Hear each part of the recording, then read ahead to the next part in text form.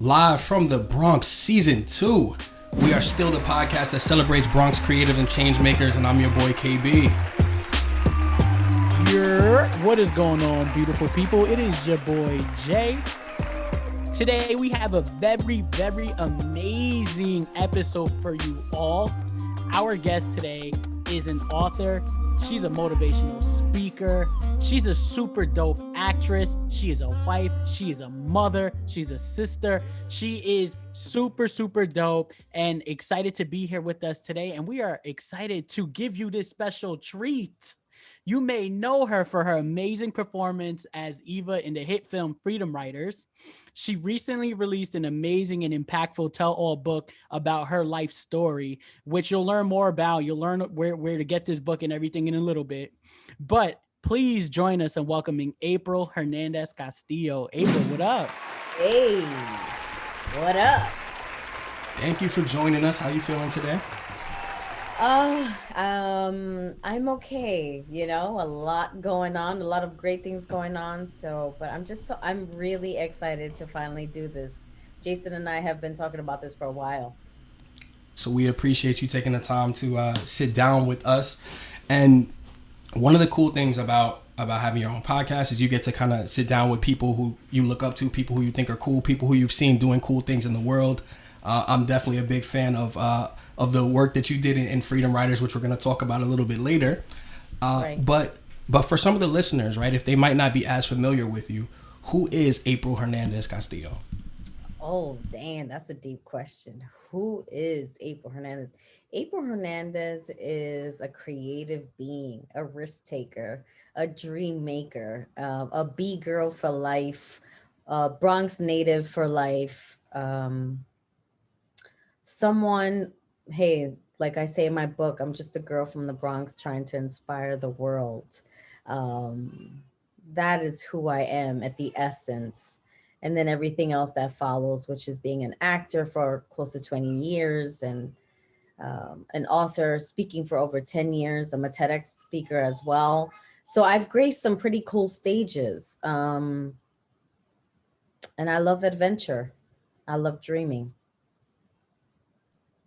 Yo, that is beautiful. And talk that talk. Round of applause, like, because you've been killing the game and you're still killing the game. You're doing such amazing work. So huge shout out to you and representing the Bronx all the way. So shout out to you. Thank you. You just mentioned your book. And what you're going to notice as we go on throughout this episode is we like to get deep. We like to learn about who our guests are, how they got to where they are, etc. And so we want to take a step all the way back. In your book, you, by the way, the name of the book is Embracing Me, right? So let's make sure that we get the title out there as well. Correct. But in your book, you start off painting really vivid images of the neighborhood that you grew up in. Mm-hmm. And you talk about this almost like this dichotomy, right? On one hand, where you have such an amazing experience, a lot of fun. You talk about the music that you're listening to, the hip hop, the salsa, feeling protected as a young girl and being able to walk the streets late at night. And then you talk about this like flip side of that, right? Where there are other parts of the neighborhood that may not be the safest or may not be the best, but you're growing up in the midst of both of these worlds. So can you tell us a little bit more about your childhood and what that was like for you? Man, listen, you all are the new generation and you are living in a completely different Bronx as opposed to when I grew up. I was in the middle of this crack era. I was in the middle of this concrete jungle. So there's a line where I say, it was easier to pick up a bouquet of crack vials than it was to find daisies. That is the truth. And it was so normal for us. It was so normal for us to just walk over crack vials. It was so normal for us to be hanging out. And it was like we would time it when all the, unfortunately, when the word crackhead always bothers me, but that's what they were. When they would come out but still you felt like, okay, this is part of my normal life and you just keep moving with it. I don't know how people would deal with that today, you know, in the world that we're living in. But that's what the Bronx, that's what was happening. But at the same time, like hip hop was being birthed, right? So hip hop was a little earlier, maybe like at the ending of the 70s, then obviously the 80s, right? That's when it was birthed. That's when it was, and my friend Joe Conzo, who is he's like one of the legendary photographers of that time. He says, April, at that time, hip hop was supposed to be a fad. And if you think about it now, like it's $1 billion business, right? It's changed the way that we listen to music, and yet it started as a fad. So when I painted the picture, I wanted someone who lived in Idaho, who never even knew what the Bronx was, to have this vivid photo in their brain, in their mind. And if it was someone who grew up in the Bronx, when they stepped in those streets, they're like, wow, it feels so real. So I was very strategic and really coloring the Bronx in a beautiful way. What neighborhood in the Bronx did you grow up in? So I grew up on 179th between Grand Concourse and Creston. Now, Creston was notorious for cop killing. Like it was notorious. And I remember one of my friends who he grew up in the Bronx. He's a legendary b-boy. And when he found out that I grew up in Creston, he gave me a look like, I'm like, how you gonna judge me, fool? Like, but it was pretty violent. It was one of the streets that had a name and reputation for being extremely violent. Yeah, one of the things that I really like about the way you just described your neighborhood in the book, and now as I'm listening, right, you talk a lot about almost still being this young girl finding joy and happiness in the midst of everything, right? Like you spoke about the Bronx burning and what that meant and what was happening. You're talking about hip hop being birthed in that same era, right? So on one hand, we know that there's so many different challenges happening, trauma that people are experiencing, but through it all, there's resilience, beauty, and happiness and joy.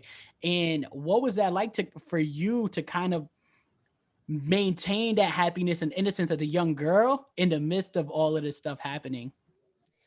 I think in the sense of like ignorance is bliss.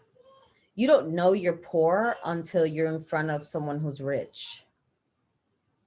You feel me? You don't know that you lack anything until you're put into a situation where someone has more than you, and it makes you question like, well, why don't I have that? So to me, I had everything. I had culture. I was introduced to so much music. It's not like today, I feel like there's only two genres of music and that's it. But I grew up listening to new wave. I grew up listening to salsa, to hip hop, to alternative music, all of these things. And so it was also because of the friends that I had, the sense of community. So although many of us were struggling, there was this sense of community that we do not see at all today. We do not see kids. I mean, it's so rare to go to a block and see kids playing, or you can go to a neighbor's door and feel like they're not going to kill you because they don't know who you are. So I was so rich in that sense. But obviously financially it was a different story. So I work with young people for a living, and the seniors that I work with, one of the things that I'm tasked with is helping them kind of figure out what they are passionate about. Mm-hmm. So obviously you are an actress, a storyteller, and all these amazing things. When you were young, growing up in the Bronx, did you know that was the direction that you wanted to go in? Okay, so a few things. When I was young, I was extremely confident, and I always knew that there was something more for me. And it's funny that we're having this conversation because I was talking to my husband that I would, so, we talk about this, like the buildings were everywhere, right? So you rarely could ever see the sky. And I remember in my window, I had access to just look up at the sky. And I used to be like, one day my name is going to be in the bright lights. But I don't know where that came from because I didn't know about acting. I didn't know anything about the entertainment business or the world of, comedy or any of that. I just think all Puerto Ricans are funny. That's just me. You have a couple of people where you're like, man, you're really funny. Oh, wait, you're just a regular tia or uncle. But I knew that I was going to be someone. I feel like that I've always been attracted to greatness. I've always been attracted to if somebody was really good at something, I wanted to know how and what they did to get there. And I don't know if it was like my parents that did that, or I don't know if I was born that way, or I don't know if that's just like how my brain works. But since as far as I can remember as a child, I always knew I would be somebody. And I knew that I had to get eventually like get out of the Bronx in order to get that. Thank you for sharing that. April, one of the things that I think is a common thread in your life and in your story that I think is so beautiful, and I don't think a lot of us get a chance to talk much about, is the importance of love, right? Whether that's self-love, love for others, receiving love, right? And you have a really great story that I think a lot of people can benefit from. And I wish we had 3 hours, 4 hours to talk about all of this because there's so much to unpack. But Right. can you tell us a little bit about what that journey of just love for self was like for you, and take us back to the beginning of that, right? And walk us through it. Once again, having a mother and a father, which I knew I was blessed, as many of my friends, and still to this day, the lack of a father, right? We see through education what that does and how that affects our youth. And on personally, like what that does when you're lacking a parent, you wonder like why don't I have this parent, or whatever it is that you're going through. So I knew having that foundation of love. Now it's complicated because my mother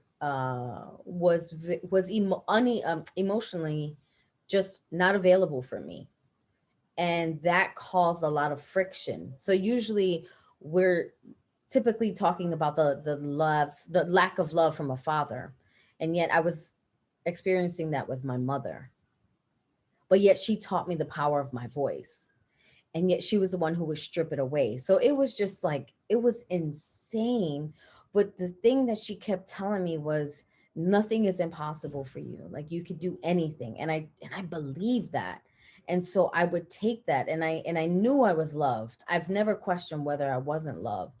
But when you understand who you are, and I don't know, I just knew who I was as a kid.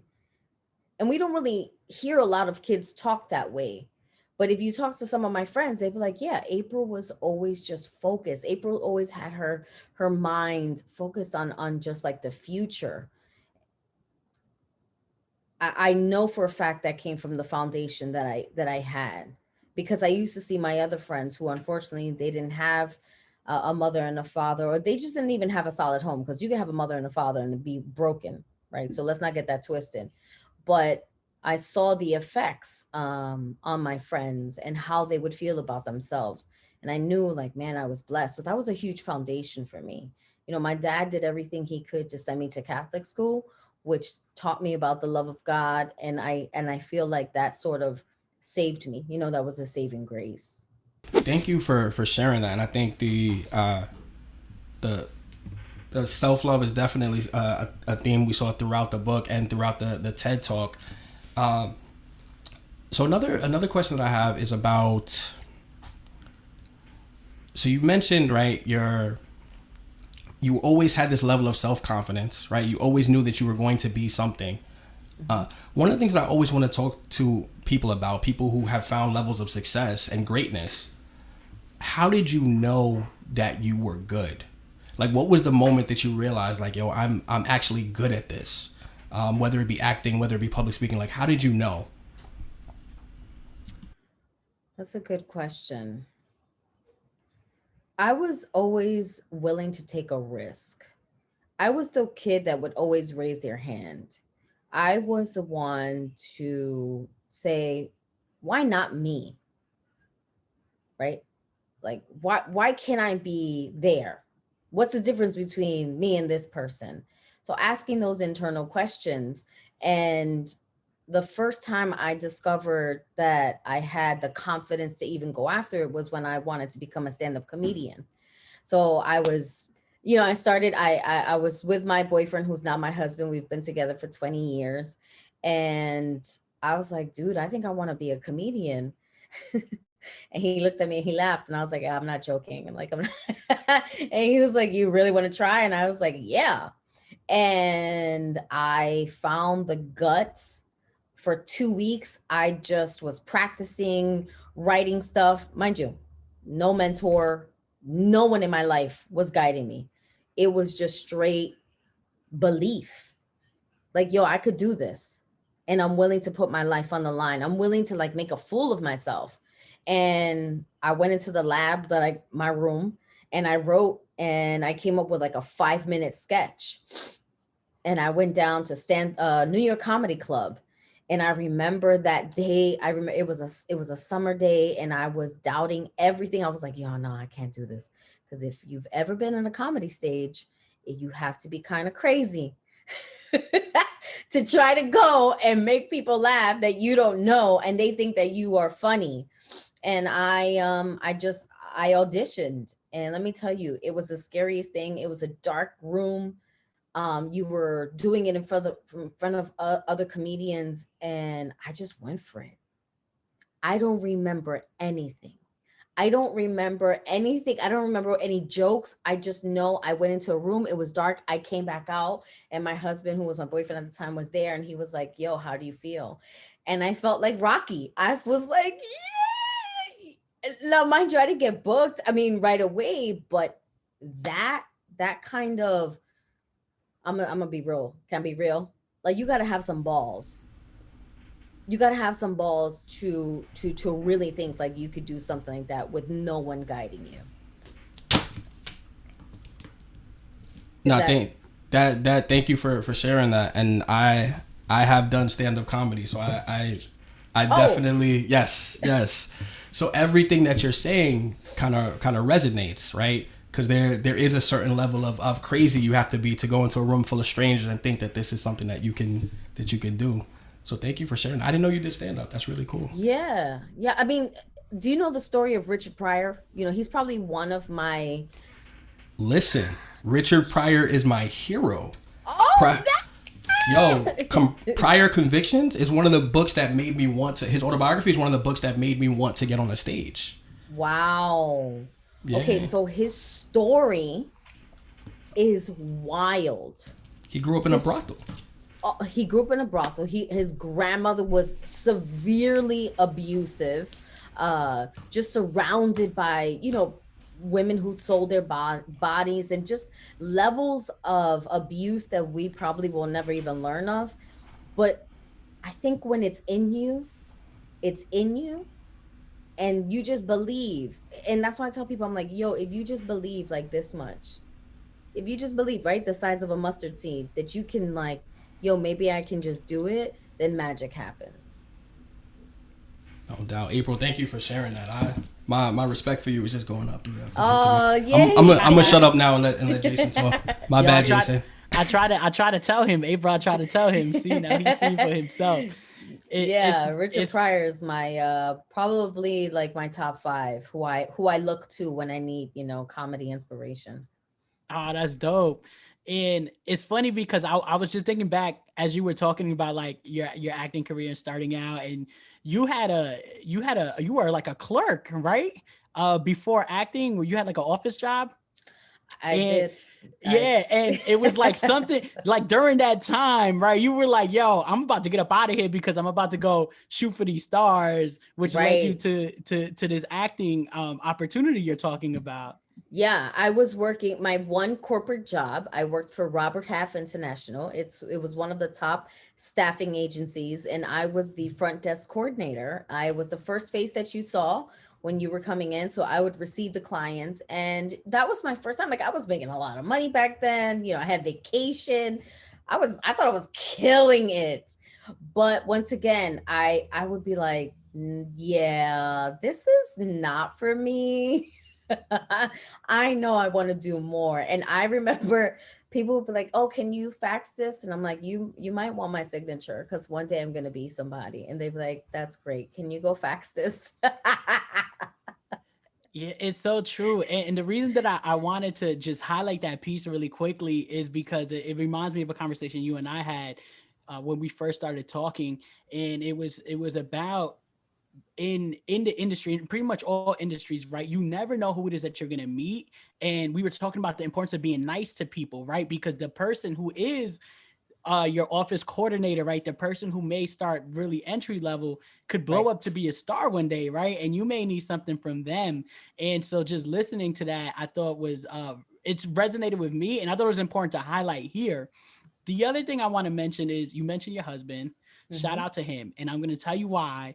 Because I started to ask you about the importance of love, and thinking about your story and thinking about your acting career and thinking about this one quote that resonated with you, that actually resonated with me after reading it. I have to read, I have to share it. And I would love for you to just tell me what that moment was like for you, Mm-hmm. because it's something that I think us men need to need to talk about and be better about when we talk about love. And the quote was, even though I love you, I love me more. I love myself enough to know what I'm going to accept and what I will not accept. Now, and it's funny because I wrote as I started to write this quote, I was like, "Now, brother, that is self-love," right? As if he was right here with me. I was like, "Yo, like that was my response as I was reading this quote." And he when he's saying, I'm going to accept, I'm going to tell you what I'm going to accept and what I'm not willing to accept, despite how I feel about you, despite how Mm-hmm. much love I have for you. I think Right. that's when you reach a certain level of self-love that is unparalleled. Like, it's unmatched. And what was that like for you hearing that, right? Given your past experience with relationships, and maybe even given his past experience with relationships, there's so much power there. And I want to connect this back to acting during that time as well. But Right. tell us about that moment for you. So I need to give a little backstory. When you were asking me about self-love, I didn't know how far you wanted me to go as far as talking about my experience of being a survivor. So just to give a quick 60-second, I'm a survivor of intimate partner violence. I was in an abusive relationship from the age of 16 to about 19 and a half. He nearly ended my life. And then I dealt with my own suicidal ideations where I wanted to end my own life. So I am here by the grace of God. And I say that. And whenever I talk to kids, I have to reiterate that I should not be here, right? Like I shouldn't have made it out of many things, but specifically that and of my own, wanting to end my life. So when you grow up, when you find yourself in an abusive relationship, you're like, hold up, I'm that girl from the BX. I'm a tough girl. I would run the streets, as you know, in the book. I used to run the streets. I mean, I used to know like very dangerous people, and I never felt like I was in danger, only until I actually fell in love with someone who was extremely abusive and psychotic, and everything that you would think is horrible for a young girl to go through. I experienced it. So when I decided to leave that relationship, it was to the point where I no longer wanted to live. And it was either I was going to hurt him or he was going to hurt me. And I knew that I was created for more. It was like I had this thing like, yo, if you could just survive this, right? If you could just get through this and also not let it like break you, on the other side of that, it will be something powerful. So fast forward to once I left that, I said, okay, you tried to kill me. I didn't die. Now watch me. Watch me become all of these things. And that's how I took it. That's how I took it. I didn't accept that title of a victim. I didn't even know what that was. I just knew I was in a bad situation and I left it and I was ready to move on. Then I met my husband, and we were dating, and I was a hot mess. I had a lot of trauma. I was intense. And being Puerto Rican from the Bronx, you're already intense. So that just added a little bit. And I was extremely aggressive, which a lot of people don't ever really talk about when they're talking about the PTSD and the after effects of leaving an abusive relationship. I was extremely aggressive and disrespectful towards him sometimes. And that's when he was like, girl, I love you, but I love me more. And as a man, you cannot treat me this way. I will walk away. I don't want to because I love you. But yeah, we're not doing that. Yo, I was a hot ass mess. I was a hot mess because it showed me I had a lot to do and I could not repeat the cycle in this new relationship. So I hope that answers your question. It does. And I'm also wondering though, right? Like because you weren't aware of or it sounds like from your book, like you weren't fully aware of the trauma, the way the trauma played out in that relationship, the new relationship with your husband now, but boyfriend then, right? Like Right.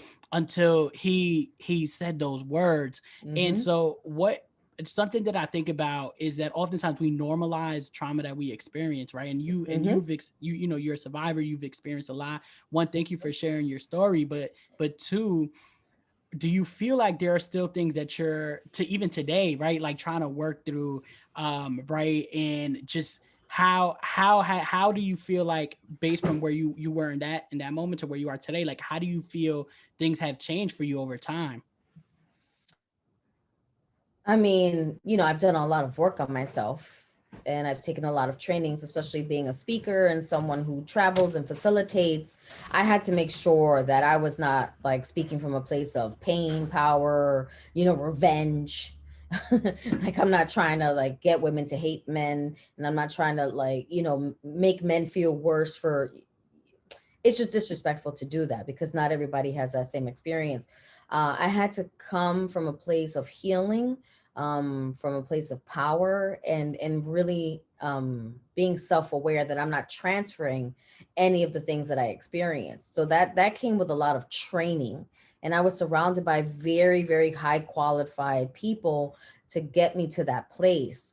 But when you leave, even when you're being abused, you don't really realize that you're being abused. You don't. That's why you don't leave right away because you assume or you hope that this is not going to continue. You think, well, it happened one time, it's not going to happen again, because the abuser is not always abusing. And you fall in love with the potential of who they can become. Because when you first started dating them, they weren't like, I'm gonna punch you in your face. Like, no one's gonna be like, oh my gosh, like I totally love being punched in my face. Like that's like amazing. No one's gonna do that. So there is that grooming, right? They groom and then you fall into that trap. And by the time that happens, it's really late. So I didn't have any of that language, especially back then. Like nobody was talking about emotional wellness, mental health, intimate partner violence back then. Now it's normal. It's normal to have these conversations. No, thank you for sharing that, and thank you for being so vulnerable and expressing that on our show. We really appreciate it. I could talk about this all day, guys. Sorry. Nah, no, you're good. I think it's so important because a lot of times, to your point, we do focus on domestic violence and like a relationship between two people that are intimate. But it is so true. You just made me reflect back on my own experiences in ways in which I was either toxic or right on the receiving end of the toxicity, especially growing up around other men, right? Like, and so I think it's so true. So I want to emphasize that, right? Like being aware of the people that are around you, your relationships with them, and the feelings that you're experiencing around some of these people. And the way to do that is to also self-reflect. I always say when I'm talking is that I find myself in a constant state of interrogation of self, right? Because I want to know, what am I feeling in this moment? How does this make me feel? And be able to respond to that, to be really in tune with who I am, my body, and how I'm feeling. So just some gems that I wanted to emphasize on, because we can't just glance over this, right? Like you just hit on some really important nuggets, April. So thanks for doing that.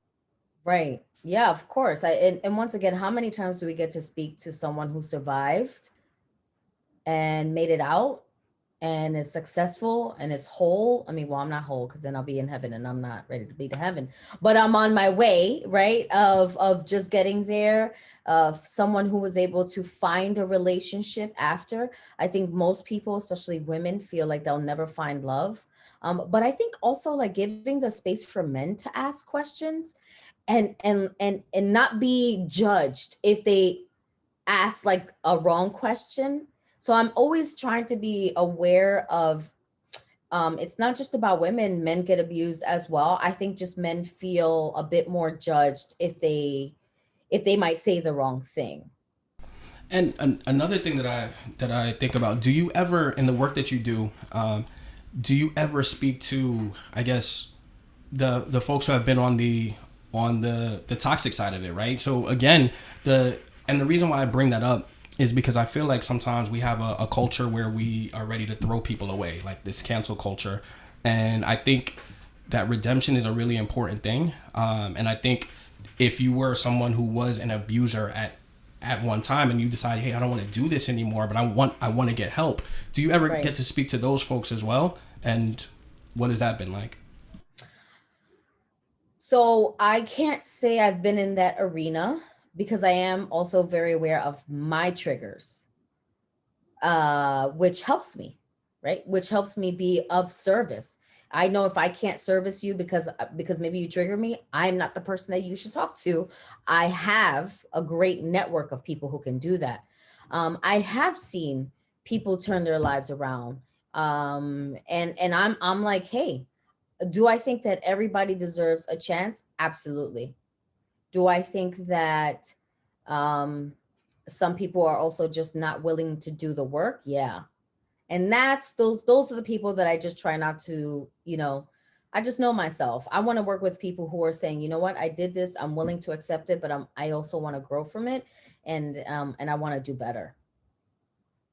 So if that does that answer your question? Completely. Yeah. Uh, Yeah.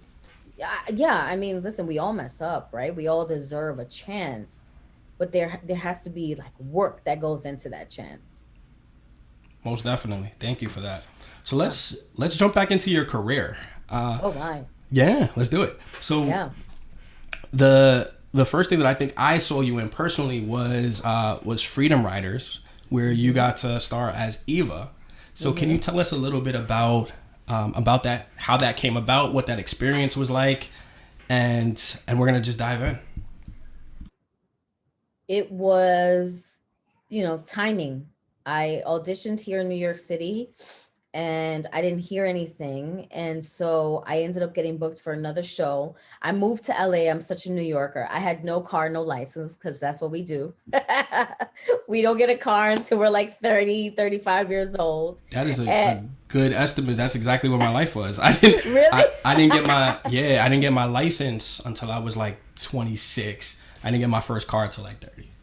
Right, right. And so like, because why do we need it? Most of us don't get to really go away to go to college. So we travel on train, so really breaking out of the boroughs, if you go upstate, then you definitely need a car. So it was one of those, no one was going to help me get a car or a license at that time. And when Hollywood calls, you go, right? There's no waiting. They're not waiting for you. You either figure it out or you don't. And I was living with I lived with like four other roommates. Four other white girls to be exact. No, actually it was one white girl and three white boys. And that was interesting. Let me tell you. That sounds like the real world. Yo, for real. Yo. I was totally living the real world. It was they're different. I'm gonna keep like that. They're looking at me, I'm looking at them. I'm like, yeah, this is gonna be fun. But they were totally cool, stoners into movies, and like that's just what they did, They're like, yo, you want? I'm like, no, I'm good. I gotta go to set. And when I booked Freedom Riders, I really didn't understand the impact of Freedom Riders. I just knew that I wanted to play this role. I knew I could kill this role. And the fact that I was going to play someone who was real was terrifying, because as an actor, whenever you play someone who's still alive, you just really, you don't want to create like this. I always have trouble saying this word, this caricature, right? You want to bring the realistic point of view, and it was just powerful being on a set. I was living my dream, and this was all happening very fast. You know, we shot Freedom Writers like in 2006. I had just left my abusive relationship when I was like almost 20. So to see myself there of like, wow,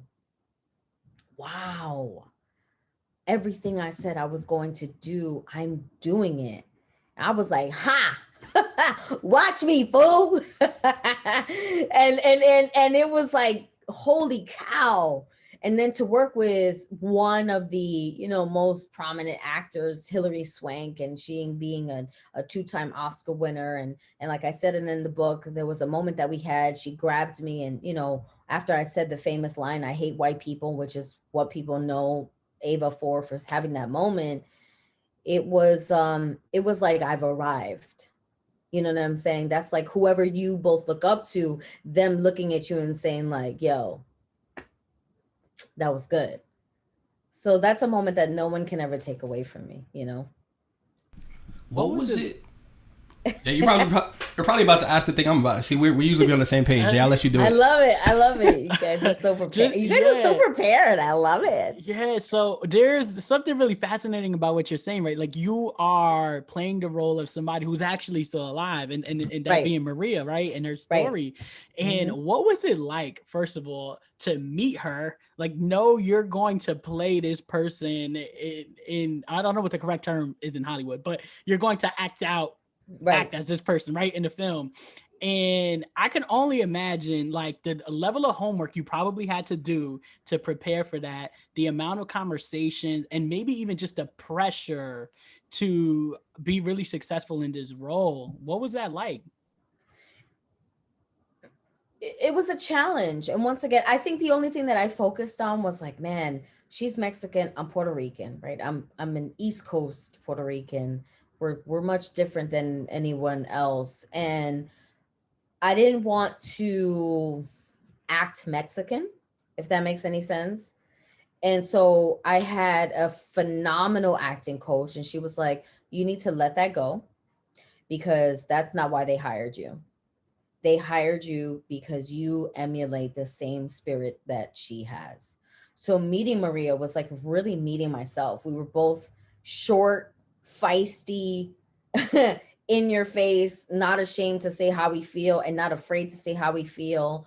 But obviously the one thing that I never experienced was I never really experienced any kind of racism,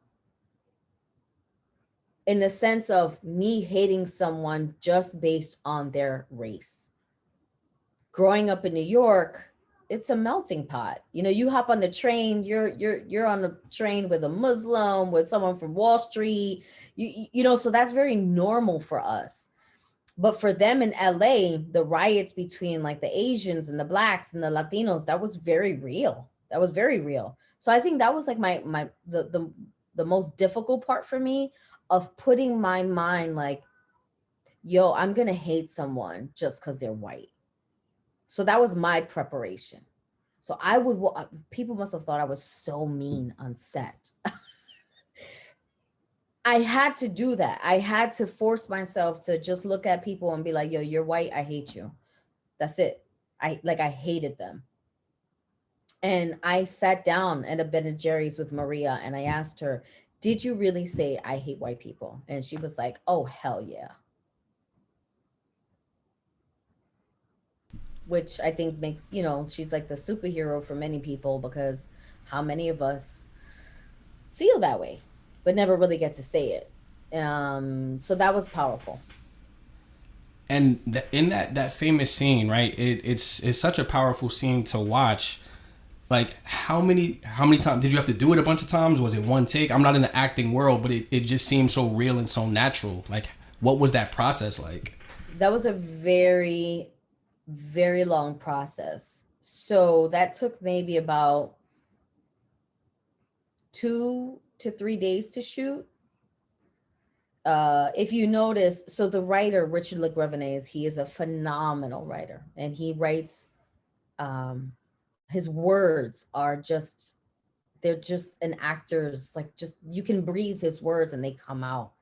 And I remember the tension that they created. You don't say you hate white people without feeling something real. And the way that Ava said it, that's why people, it touches you. It touches you because we've never really seen that on film.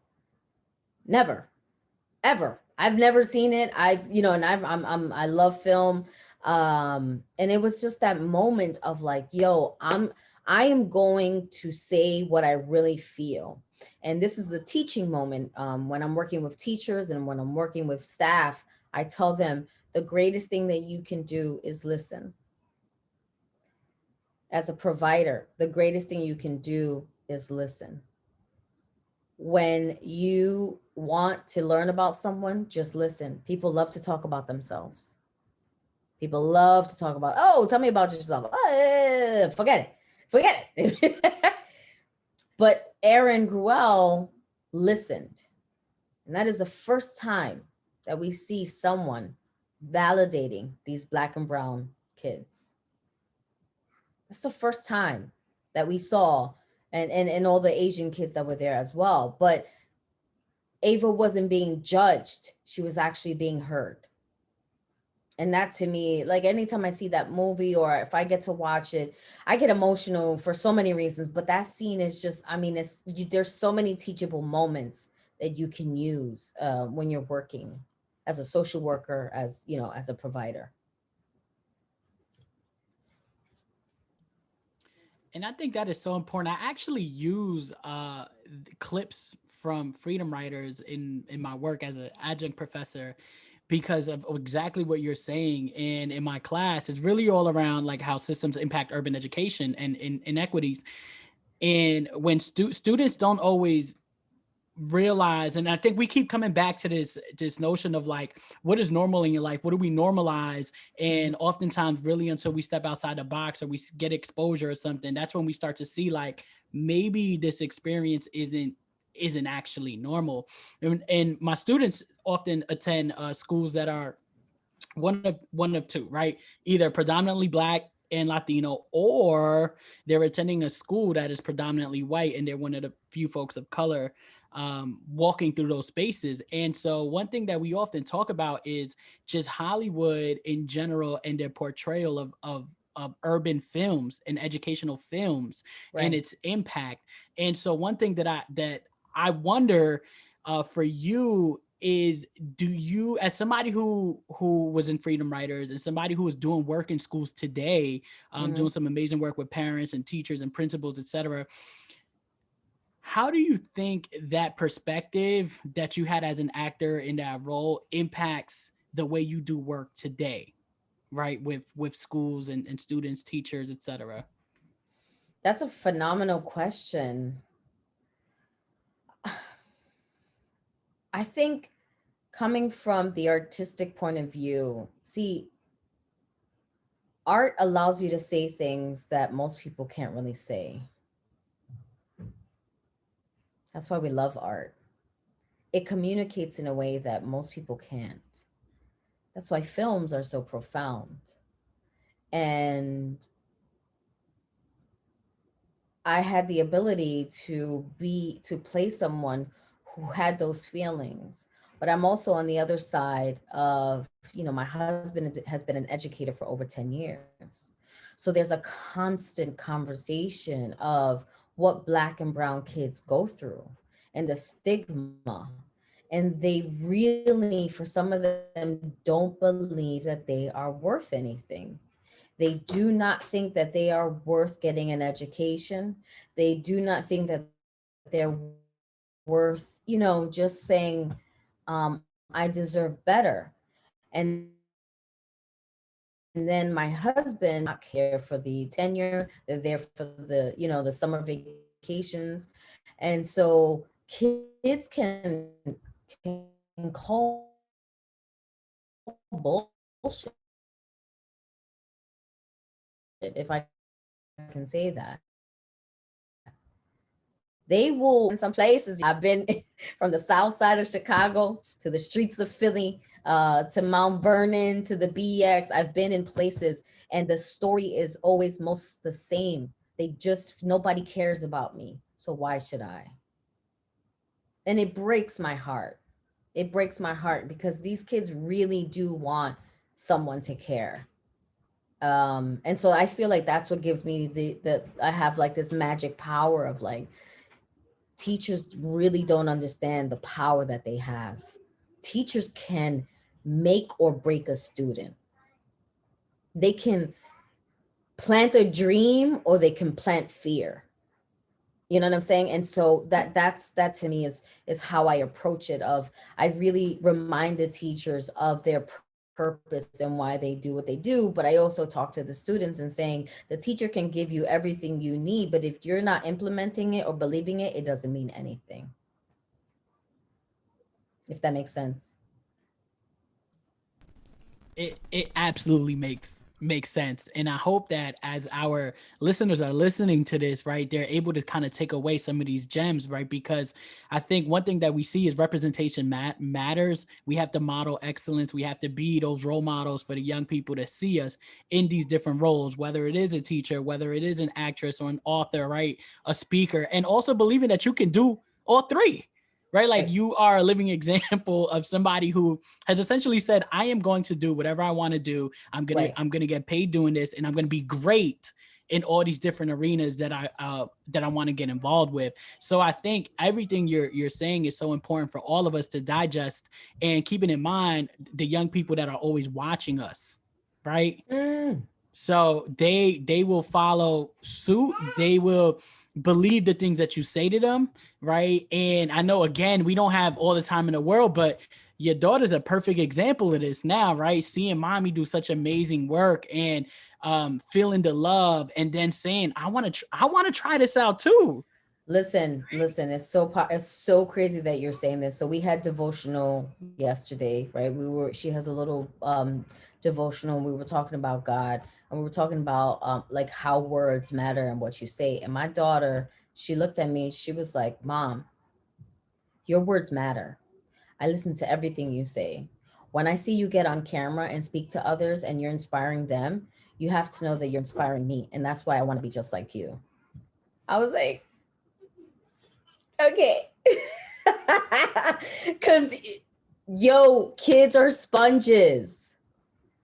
So if they are around, just people who don't care, they're going to feel like they don't care. But if they're surrounded by people who are flying, who are soaring, and they feel like, man, maybe I can do that, then that's all they're going to eat up, right? When you're around positivity, that's all you can eat up. But if I'm around negativity all the time, it's so hard to have that mindset to say, no, there's something more. And that's what I try to tell kids. I'm like, stop with the excuses. I don't care if you're a teenager. I don't care what you're going through. Just know you get to change it. It's up to you, homie. It's up to you. I could give you all the tools. I could give you all the money, and I guarantee you will be broke because it's a mindset. But if I can change your mindset, if I could literally get you to be like, all right, I'm going to believe in myself. I'm going to begin loving myself. I'm going to begin respecting myself. As a young Black man, I'm going to respect myself. You know what I'm saying? How I treat girls, how I talk. For the young girls, I'm like, you want to show your body and all this, but what about this? Like, this is sexy. A woman getting her education, that is sexy. But we have it confused. We think showing the body. We think making twerking videos. We think getting on TikTok and making videos, and we seeing girls younger and younger and younger shaking their bodies in ways that they're not ready for. That's dangerous. So there's a responsibility that we all have. Thank you for that. You mentioned your daughter, So Right. I want to talk about something you said in your TED talk, transparent. So you talked about mental health being a gift. But one of the things that really resonated with me, so I'm not a parent yet, but God willing, I will be one day. And you said that you wanted your daughter to see you as a mother, but more than that, you wanted her to see you as a woman. You talked about like you didn't mind crying in front of your daughter. No. So a lot of times as parents, I think we think that we need to be strong for our kids all the time. So can you talk about why that vulnerability is important? Why your daughter seeing you as a woman and not just a mother? Why all of that matters so much to you? Absolutely. It was because that's what I saw from my mother. My mother never cried. My mother was never vulnerable. So in her dying days, in her last days, it became very uncomfortable for me to connect with her. I didn't know how to. And I remember when I did see my mother have a mental breakdown, it was traumatizing because my mom saw crying as weakness, and she would always. I was, I've been an empath since I was a kid. I feel things. I feel people's emotions in a way that I shouldn't, and I just do. And maybe that's why I became an actor, because I can channel it. And not seeing your parent cry, parents do that because they assume that they're protecting their children. But to me, that does more damage, because your kids then only see you one way. Your kids only see you as this superhero when you're not a superhero. You're a human being. uh you act like a superhero because you need to feed your family, so you do what you need to do. But when my mother was sick, I decided in summer, my daughter Summer Rose, she was I think about 4 or 5, that I was going to show her me crying. I was going to be vulnerable in front of her, not weak. It's not weakness. It takes a lot for people to cry. It takes a lot for people to be like, mommy doesn't have it all together. And my mother suffered in silence. My mother died a broken woman. My mother died with a lot of shame. And I refuse to pass that on to my daughters. So my book was written so my daughters don't inherit my trauma. I wrote my book so that way my daughters won't ever have to inherit any of that brokenness that I didn't deal with. And this book is a culmination of me dealing with myself. You talk about self-love, you talk about being transparent. Man, when you get to a place where you could be extremely transparent in how you feel and your story and nothing holds you down, man, that's freedom. And that's what I want people to walk away with. So I cry in front of my daughter. I refuse. I am not Wonder Woman. I cannot stand that. I'm not Superwoman. I'm a human being. I'm a human. Before you came into this world 8 years ago, mommy was a human and a woman on a mission. Now I get to share my space with you. And that's what I want to teach, parents, especially now raising children in the 21st century, which is extremely difficult. It is. It really is. So that's why I chose to cry.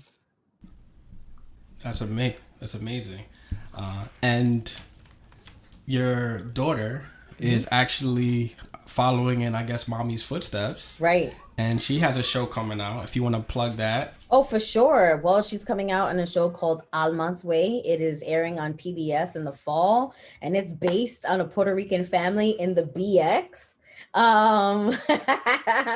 And it is so exciting how diverse and inclusive the show is. You have people from Middle East inside, and some of the characters. You have all sorts of colorful characters, which I love. But it talks about self-awareness, it talks about mindfulness, it talks about making choices, and she is the voice of the main character. That is super exciting. Look out for Alma's Way coming out this fall. For sure, yeah. The Bronx can't stop, won't stop. Can't stop, won't stop. Love that. So, before we let you go, one of the things we like to do on our show, we like to have fun with our guests. So we like to play a game called Rapid Fire. So the way it's going to work, don't be nervous. Maybe a little nervous. So the way it's going to work, Jay's going to read out 5 questions, and you're going to answer with the first word or words that come to your mind. Okay. What is the best advice you were ever given? To be myself, no matter where I am. 3 words to describe who you are. Bold, adventurous, passionate. All-time favorite actor. Oh. Gosh, that's hard. That's so unfair. Okay. All time, Al Pacino. All-time favorite book. Oh. In a Pit with a Lion on a Snowy Day. And last but not least, what is one word to describe the Bronx? Dope. That was rapid fire, y'all. That was fun. So, April, thank you so much for kicking it with us. We greatly appreciate it. If you want to plug the book one more time, where can folks find it? Absolutely. Let me just do a little sell here. This book right here, it is, you want to get this. You want to get it. You want to pay it forward. It is available on Amazon.com or anywhere else where you can purchase it online, bookstores, and the whole. Please support. There's stories in here that can really heal. So yeah, Amazon. Shout out to the book, Embracing Me. I will be you. buying my copy soon to get it autographed. Yes, yes. And Jason, April, I need to autograph yours. please, oh, come on. You already know. And We April, have to meet. You have a dope hoodie on. Can somebody do. purchase this hoodie? Is there Yes. merch? Yes, there's merch. Okay, so if they want to follow me on Instagram, it's at April L. Hernandez. And if you're interested in buying one of these sweaters, you can just send me a DM. I'm on LinkedIn, April Hernandez Castillo. Connect with me there. It is, I run my social media, although I'm looking to hire someone to run it for me soon. Yes, sir. So you can follow Live from the Bronx on Instagram at Live from the Bronx. You can also follow us on Facebook at Live from the Bronx and Twitter at Live from the BX. Check out our website, livefromthebronx.com. We also got hoodies. So you already know, hit up the Live from the Bronx DM if you would like a hoodie. Please shoot us an email at info@livefromthebronx. Let us know who you want to see on the show. Let us know what you think. Feel free to leave a review. Tell a friend to check us out. No doubt.